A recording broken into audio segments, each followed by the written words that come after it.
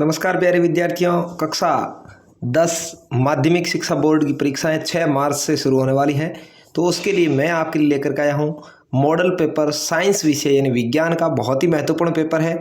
आपको मैं इसका सॉल्यूशन करवाऊंगा, तो आप इस वीडियो को जरूर देखिए, अपने दोस्तों तक शेयर करिए। और बहुत ही महत्वपूर्ण पेपर है, इसके जो भी प्रश्नोत्तर है उसको याद कर लीजिए। बहुत हूब टू हूब क्वेश्चन आपको मिलने वाले हैं।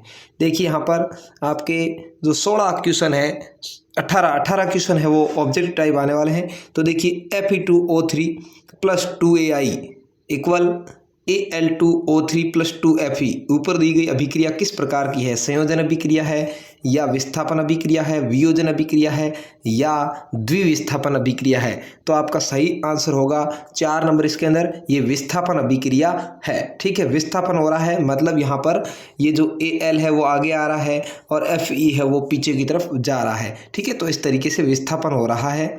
अगला है उपचयन के कारण वसा और तेल युक्त भोजन में अप्रिय गंध तथा स्वाद किस कारण से होती है?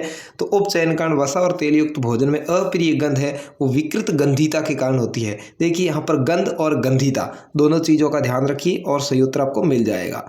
तीसरा है ब्यूटेनॉन चतुकार्बनिक यौगिक है जिसका प्रक्रियात्मक समूह है।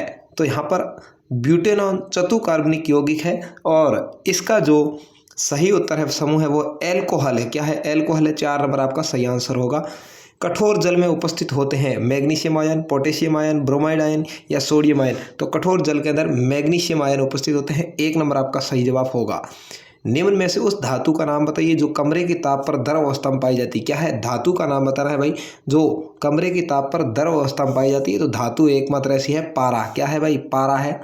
मनुष्य में वृक्क एक तंत्र का भाग है जो संबंधित है। वृक्क क्या काम करता है? तो वृक्क यानी गुर्दे उत्सर्जन का काम करते हैं। वह आपका यहाँ पर सही जवाब होगा उत्सर्जन। निम्न में से कौन सा मानव में मादा जनन तंत्र का भाग नहीं है? यानी मादा जनन तंत्र यानी महिलाओं का जो जनन तंत्र का भाग नहीं है वो आपको बताना है। तो उसके अंदर सही जवाब होगा शुक्रवाहिका, क्योंकि ये पुरुषों के अंदर होती है। बाकी डिंबवाहिका, अंडाशय और गर्भाशय सभी महिलाओं में होते हैं। एक प्रकाश किरण दर्पण पर 30 डिग्री पर आपतित होती है तो परावर्तन कोण कितना होगा? तो दर्पण है, दर्पण पर जितने डिग्री पर आपतित होती है उतने पर ही परावर्तित होती है, यानी इसका उत्तर भी क्या होगा? 30 डिग्री ही होगा। ठीक है, या आपको ये पूछा जाए सवाल कि आपतन और परावर्तन के बीच कितने डिग्री का कोण बनेगा, तो आपका उत्तर 60 डिग्री हो सकता है, क्योंकि इसका टोटल है वो 60 डिग्री बनेगा। ये जो अभिलंब रेखा होगी इसके 30 डिग्री इधर और 30 डिग्री इधर, यानी जितने डिग्री पर आया है उतने डिग्री पर ही जाएगा। ठीक है, उस युक्ति का नाम बताइए जो किसी चालक सिरों पर विभवांतर बनाए रखने में सहायता करती है। Question number 9। तो यहाँ पर आप देखेंगे 9 नंबर का यहाँ पर ऑप्शन है वो पढ़िए विद्युत सेल, एमीटर, वोल्ट मीटर और प्रतिरोधक। तो सही जवाब आपका होगा विद्युत सेल। क्या है? विद्युत सेल आपका सही जवाब है। अगला है अपच का उपचार करने के लिए निम्न में से किस औषधि का उपयोग होता है? अपच यानी आपके भोजन नहीं पच रहा है तो कौन सी औषधि का उपयोग करेंगे? तो आपका सही जवाब होगा एंटीसिड। क्या है? एंटीसिड औषधि का प्रयोग करेंगे। कोशिका विभाजन को कौन सा हार्मोन प्रेरित करता है? तो कोशिका विभाजन है उसको साइटोकाइनिन हार्मोन प्रेरित करता है। आपका 2 नंबर आंसर सही होगा। अभिनेत्र लेंस की फोकस दूरी में परिवर्तन किया जाता है। तो अभिनेत्र लेंस की फोकस दूरी है उसमें पक्षमाभि द्वारा परिवर्तन किया जाता है। प्रकाश संश्लेषण की क्रिया संपन्न होती है। प्रकाश संश्लेषण की क्रिया कहाँ संपन्न होगी भाई? हरित लवक में। ठीक है, 2 नंबर आपका सही जवाब होगा। निम्नलिखित में से कौन सा पद विद्युत परिपथ में विद्युत शक्ति को निरूपित नहीं करता है? तो आपका सही जवाब होगा IR²। ठीक है, IR² है वो विद्युत परिपथ में विद्युत शक्ति को निरूपित नहीं करता। प्रत्येक पोषी स्तर पर उपलब्ध कार्बनिक पदार्थ की मात्रा का औसतन कितने प्रतिशत उपभोक्ता के अगले पोषी स्तर तक पहुंचता है? तो 10% है वो अगले तक पहुंचता है। यहाँ पर आपका 4 नंबर सही जवाब होगा। मेंडल के प्रयोग में लंबे मटर के पौधे जिनके बैंगनी पुष्प थे का संकरण बोने पौधे जिनके सफ़ेद पुष्प से कराया गया।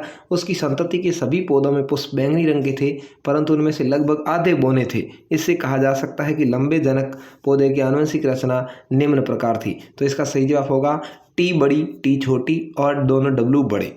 ठीक है, अगला है पश्चिम की ओर प्रक्षेपित कोई धनावेशित कण यानी अल्फा कण किसी चुंबकीय क्षेत्र द्वारा उत्तर की ओर विक्षेपित हो जाता है। चुंबकीय क्षेत्र की दिशा क्या होगी? तो इसकी दिशा होगी ऊपरी मुखी। ठीक है, ऊपरी मुखी यानी उत्तर की ओर मुख हो जाएगा।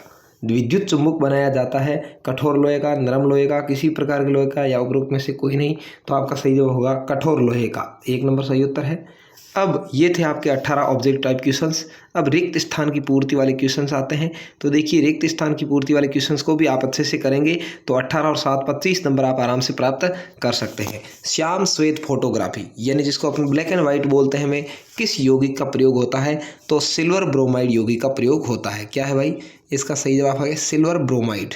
ठीक है, ये आपको पहली खाली जगह के अंदर लिखना है, सिल्वर ब्रोमाइड यौगिक का प्रयोग होता है। दूसरा है चुई मुई के पादप में कैसी गति पाई जाती है? तो उद्दीपन के प्रति अनुक्रिया। कैसी है भाई? उद्दीपन के प्रति अनुक्रिया, उद्दीपन के प्रति अनुक्रिया। ठीक है, ये गति है वो सुई मुई के पौधे में पाई जाती है। जैसे ही हाथ लगाते हैं तो वो सिकुड़ जाता है और जैसे ही दूर जाते हैं तो फैल जाता है। तो ये उद्दीपन के प्रति अनुक्रिया है। ऐसी अधातु कौन सी है जो कमरे के ताप पर द्रव अवस्था में पाई जाती है? धातु की बात हो तो पारा आता है, लेकिन अधातु पूछा है तो सही जवाब होता है ब्रोमीन। क्या होता है भाई? ब्रोमीन ऐसी अधातु है जो कमरे के ताप पर द्रव अवस्था में पाई जाती है। चौथा है जब विद्युत में तार तथा उदासीन तार दोनों सीधे संपर्क में यानी करंट और अर्थ दोनों एक साथ हो जाए तो क्या होता है भाई? तो धारा में अचानक वृद्धि होती है। ठीक है, क्या है? विद्युत धारा में अचानक वृद्धि होती है और फोल्ड हो जाता है। धारा में अचानक वृद्धि, अचानक वृद्धि।